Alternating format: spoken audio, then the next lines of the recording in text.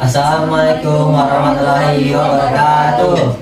Hari ini kami dari kelompok 5 akan mempresentasikan hasil kerja kami mengenai penyakit pada salah satu organ sistem ekskresi, yaitu albuminuria. Sebelumnya, perkenalkan, nama saya Dinda Halimaniata, absen 14. Saya Meka Latifah, absen 20. Saya Muhammad Akhtar Putra Novianto, absen 26. Saya Nikolas Putra Ramadan, absen 33.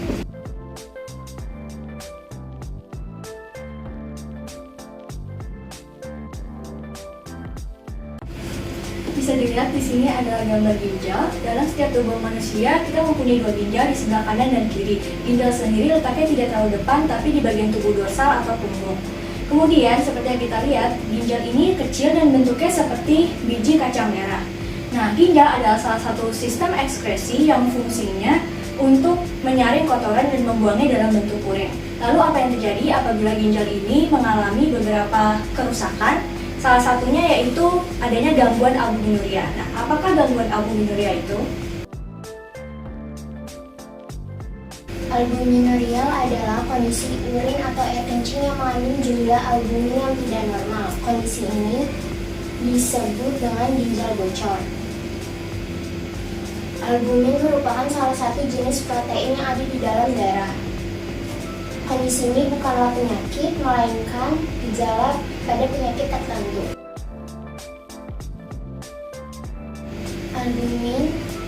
Albumin adalah protein yang dihasilkan oleh darah. Jenis protein pada darah yaitu sekitar 50-60% per harinya. Albumin berfungsi untuk meregenerasikan jaringan tubuh ke seluruh jaringan tubuh dan menjaga cairan tubuh agar tidak bocor ke pembuluh darah. Albumin juga berfungsi untuk mendistribusikan beberapa zat, di antaranya yaitu vitamin, mineral, bilirubin, serta obat-obatan. Kadar normal albumin terbagi berdasarkan kelompok usia, yaitu dewasa 3,8 sampai 51 gram, anak-anak 40 sampai 5,8 gram, bayi 4,4 sampai 5,4 gram, bayi baru lahir 2,9 sampai 5,4 gram.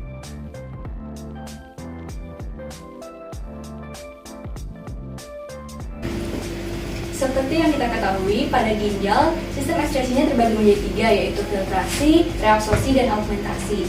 Nah, albuminuria sendiri terjadi pada sistem filtrasi, yaitu penyaringan. Kalau teman-teman bisa lihat, di sini ada gambar ginjal, kemudian di dalamnya ada bagian-bagian yang menjadi proses ekskresi.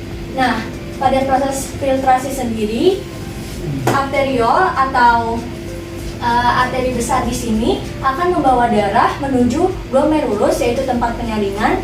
Kemudian molekul-molekul yang tidak dapat larut dalam darah seperti misalnya glukosa dan urea akan melewati glomerulus melalui penyaringan yang kita sebut dengan nefron. Kemudian glomerulus ini akan membawa hasil saringan itu ke kapsul albumin dan masuk kepada tahap selanjutnya.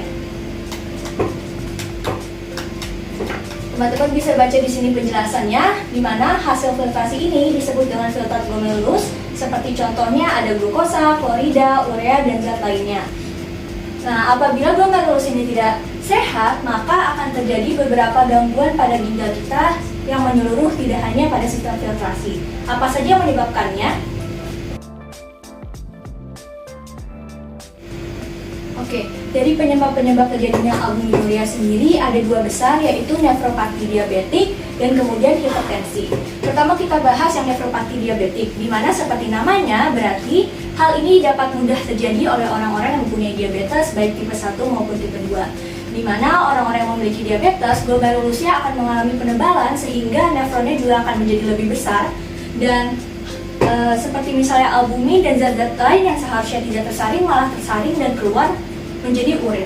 Yang kedua adalah hipertensi, yaitu orang-orang yang memiliki tekanan darah tinggi, di mana arteri yang membawa darah menuju glomerulus ini tekanannya menjadi lebih tinggi sehingga glomerulus terdesak dan akhirnya nefron menjadi lebih besar atau tidak menjaring apa yang seharusnya terjadi. Seperti misalnya albumin yang akhirnya keluar menjadi lemak lebih banyak, dan kemudian akhirnya proses-proses selanjutnya pun menjadi kacau karena terlalu banyaknya albumin dan zat-zat lain yang terbawa.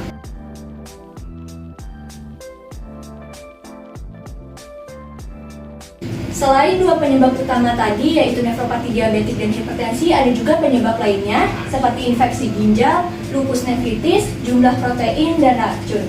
Pertama dari infeksi ginjal, di mana biasanya terjadi karena ada bakteri yang masuk. Contohnya bakteri Escherichia coli yang masuk dari kandung kemih menuju ke atas, yaitu ke ginjal, sehingga terjadilah infeksi, pembengkakan, kemudian akhirnya terjadi penyakit-penyakit lain. Kemudian ada lupus nefritis yang seperti kita tahu adalah penyakit autoimun, sehingga metabolisme tubuh yang seharusnya menjaga tubuh malah menyerang balik organ-organ tubuh. Selanjutnya ada jumlah protein yang berlebihan. Biasanya ini dialami oleh orang-orang yang melakukan diet protein, di mana konsumsi protein mereka melebihi orang-orang normal. Dan yang terakhir ada racun. Biasanya ini terjadi karena adanya makanan yang dikonsumsi dan mengandung racun. Selain keenam faktor tadi, masih ada lagi faktor-faktor kecil yang jarang kita ketahui, tapi sebenarnya ini menjadi faktor besar juga, seperti kegemukan, usia di atas 65 tahun, riwayat penyakit keluarga, ya seperti tadi contohnya adalah diabetes, dan juga preeklamsia atau hipertensi dan proteinuria yang terjadi pada kehamilan.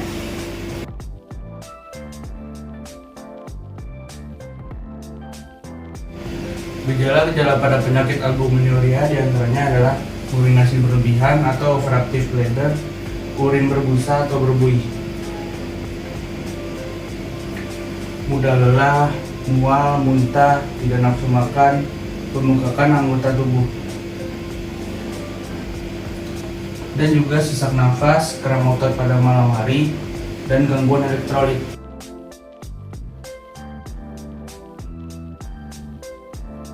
Oke, kita sekarang masuk ke diagnosa. Diagnosa itu ada dua. Yang pertama ada diagnosa tes dipstick.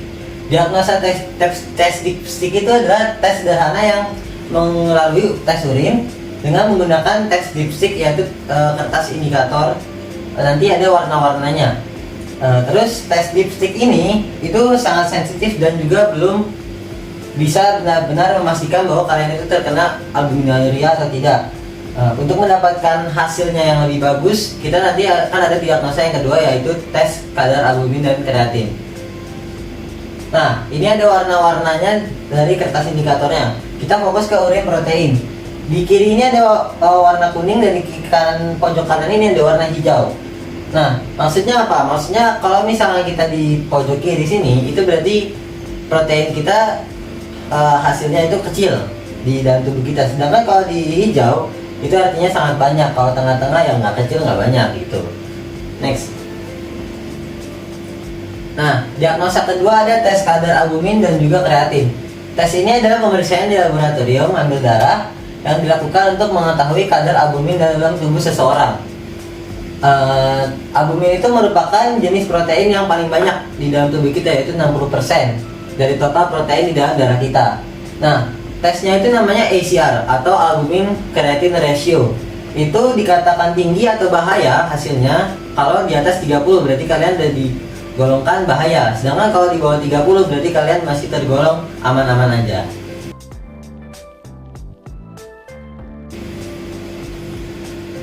Nah, pengobatannya apa? Pengobatannya itu ada 3 ya, sebetulnya tergantung dari resep dokter juga. Jadi ada obat penurunan tekanan darah, ada obat diuretik, dan juga ada obat penekanan kekebalan tubuh.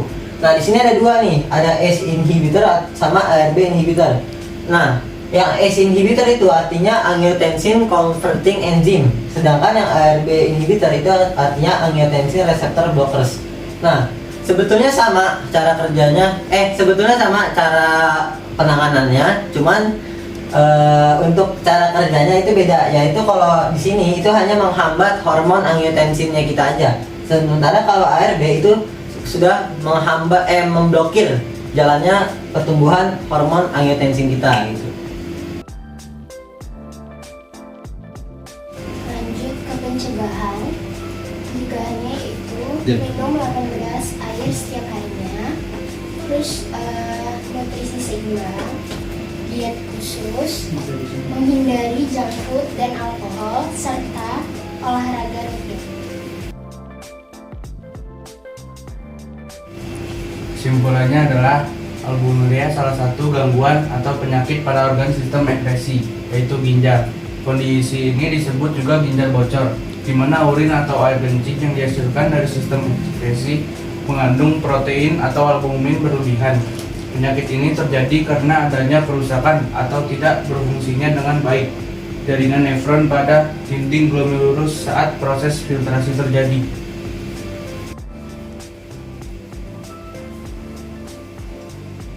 Itu saja yang dapat kelompok kami sampaikan. Kesepian tak mempunyai kasih. Cukup sekian dan terima kasih.